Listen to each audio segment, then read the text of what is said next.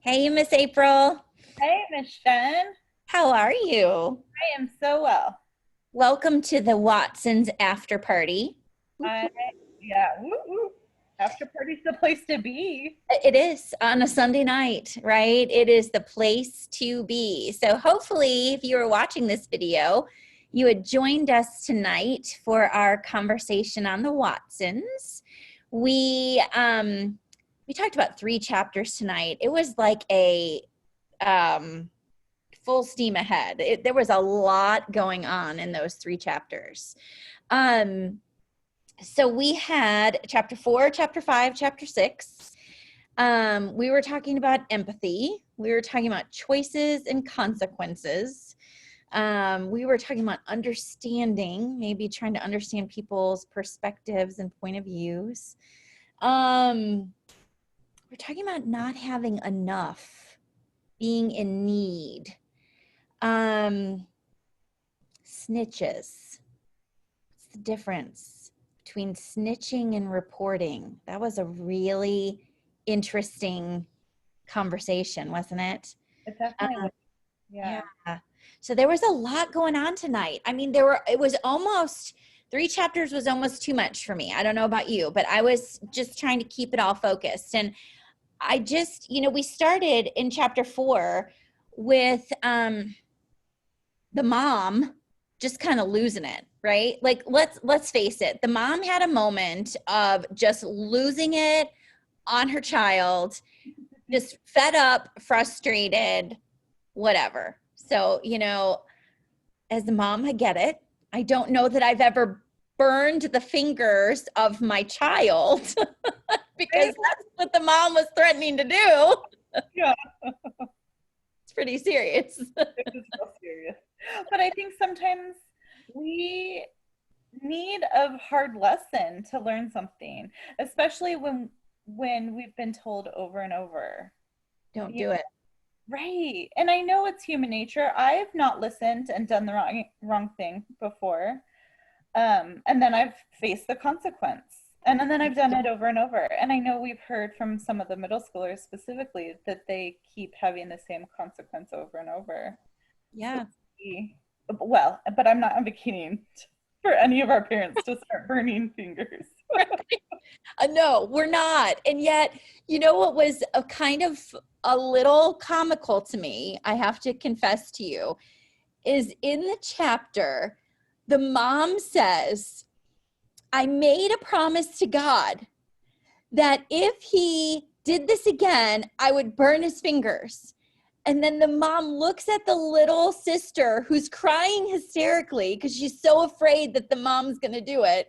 And the mom looks at the little sister and says, now you don't want me to break my promise to God, do you? And the sister says, you're right, burn him. I'm like, oh my gosh, what just happened here?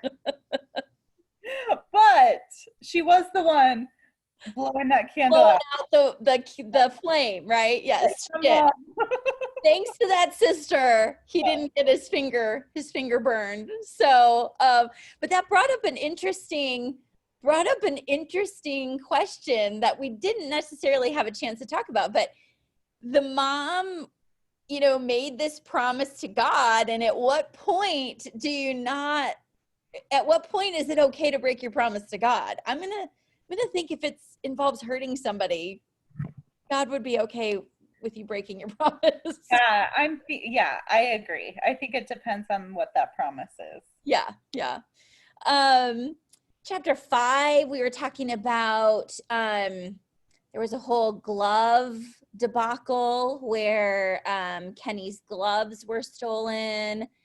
It was obvious that they were stolen by a young man who had very little, had holes in his shoes and put pieces of cardboard to kind of keep the snow out. And so we did have a conversation about people in need and what we're doing and how we're handling that, especially in this time of a pandemic, right? And I liked your reminder that we have the stay at home mission trip. There's so many different ways that we can still be helping even while we're at home. Yeah. So I liked that. There was something else that came up too that I really wanted to mention or to tack onto our conversation, that especially as Christians, if we are led to do something for someone else, no matter what the other person's motives are, I think if it's from our heart and we're doing something to help others, I think there's nothing wrong with that. Yeah, I agree. I agree. I had a situation, and I didn't get to share this on the call, but I'll share it now. Um, Emily and I were in a situation where we were presented with buying food for a woman in Austin, and we were in the Wendy's drive-through, and it was obvious that she was hungry, and she asked for a Frosty. Can I get a small chocolate Frosty and anything else you want to get for me? And at first it kind of it took me off guard a little bit, because I thought, really? You're hungry and you're asking for a chocolate Frosty? But then I'm thinking, I love the chocolate Frosties. Delicious. They're delicious. And so, I can't question her motive, right? I don't know if I can't question it. All I can do is decide, is God calling me to help this person? And if so, then I'm going to do that with a pure heart. And I can't wonder or worry what her intentions are. Right. So, it was just, it's hard. Sometimes it's hard to know. Sometimes it's hard to know. Yeah. We ended chapter 6 with, we have a dead bird. We had a dead bird, right? I mean, it was so sad. Well, and Byron really had a roller coaster of emotions there. Yeah. It was interesting that he saw it and was so like he knew about it. He knew details about that bird. Yeah. So I didn't understand why he was throwing cookies at it. Right. Yeah, Byron is a real interesting character in this book. Byron, if you haven't been reading along with us, Byron is the older brother. He's a bully. He's getting himself in a whole lot of trouble, and I have a feeling that as we progress in the story, it's only going to get worse. And yeah, so he throws a cookie, of all things, at a bird, and he actually hits the bird, and the bird falls and dies. Yeah. And Byron, this tough as nails kind of guy who really is pretty heartless in most situations, is very affected by the bird dying. Yeah. And I think if Kenny wasn't there, I mean, he was just so embarrassed to let his little brother see that emotion. And I think we can all identify with that. We're embarrassed that someone else sees that vulnerability when we let that wall down and let people see how upset we are. Yeah. Yeah. It was interesting chapters, a lot going on. I really think you still have time. If you haven't jumped in and reading the book, like we've shared before, it's a really fast read, and it is just packed with stuff every week. So, once again, we didn't get a chance to have a full-on conversation about our gospel reading, which we didn't use a gospel reading this week. We used an Old Testament reading.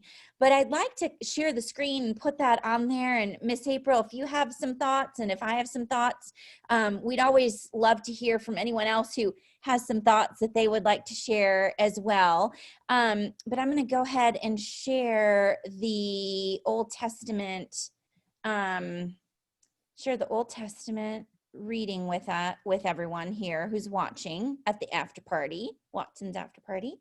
And these are basically the 10 Commandments, or part of them, not all of them. I didn't have enough room on my screen.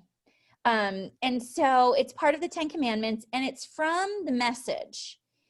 And Miss April, would you like to read what's on the screen really quick, and then we can try to maybe make a connection between the Watsons chapters 4, 5, and 6 and Exodus 20.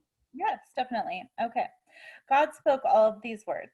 I am God, your God, who brought you out of the land of Egypt, out of a life of slavery. No other gods, only me. No carved gods of any size, shape, or form of anything whatever, whether of things that fly or walk or swim. No using the name of God, your God, in curses or silly banter. God won't put up with irreverent use of his name. Observe the Sabbath day to keep it holy. Honor your father and mother so that you'll live a long time in the land that God, your God, is giving you. And I'm thinking for me, and you and I did kind of touch on this briefly before we started recording, but, I look at the honor your father and mother so that you'll live a long time in the land that God, your God, is giving you. And, I think that's the most obvious connection for us this week. In chapter 4 being a lot about the mother and the relationship that the children have with the mother.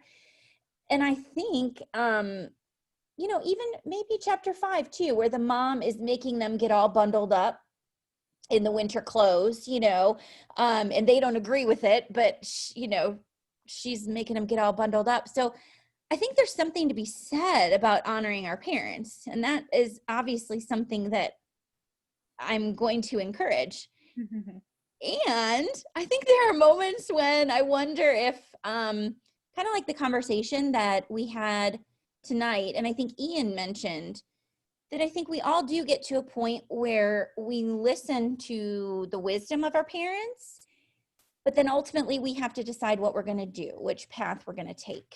And so kind of connect that in a little bit, that there might come a time as we get older where we have to honor their wisdom, but maybe take our own path. I don't know. Well, and I think as I know, I can't remember who said it.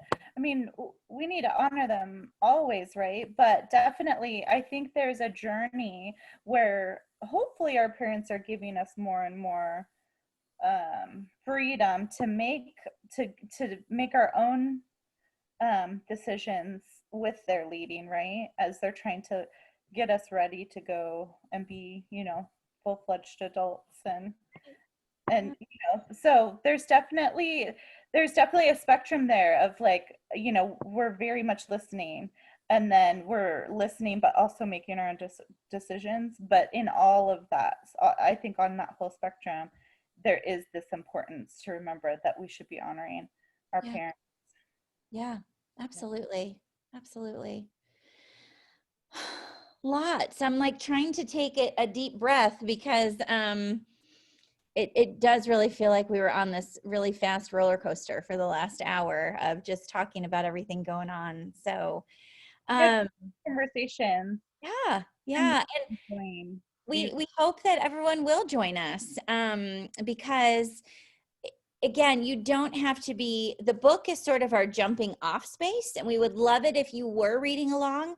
But if you're not, you still have plenty to share and contribute and share and contribute. So, yeah. And Miss April and I know we're still working through some of our questions that we talked about tonight.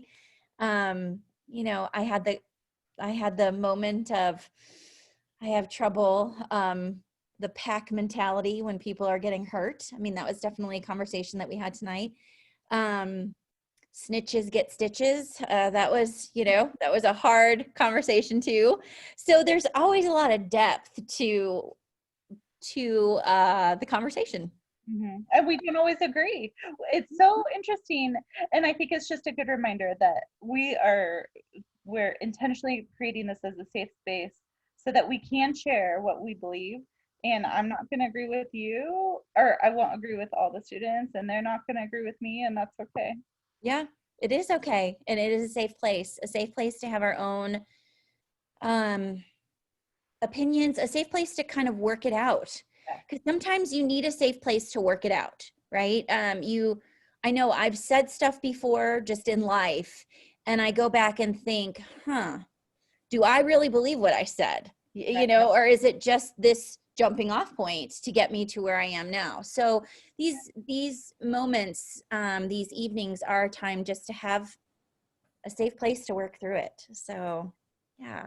Thank you. And as always, if someone would like to join us as a co-host for the after party, Watson's after party, We'd love to have you. And next week, we will be talking about chapters 7 and 8. So only 2 chapters instead of 3. Whew. That'll give us a little bit of a reprieve. I don't know, though. I don't know what's up ahead. I don't know what's coming up for us. The themes are chapter 7 is choices and consequences. Oh, again. Another one. Sure.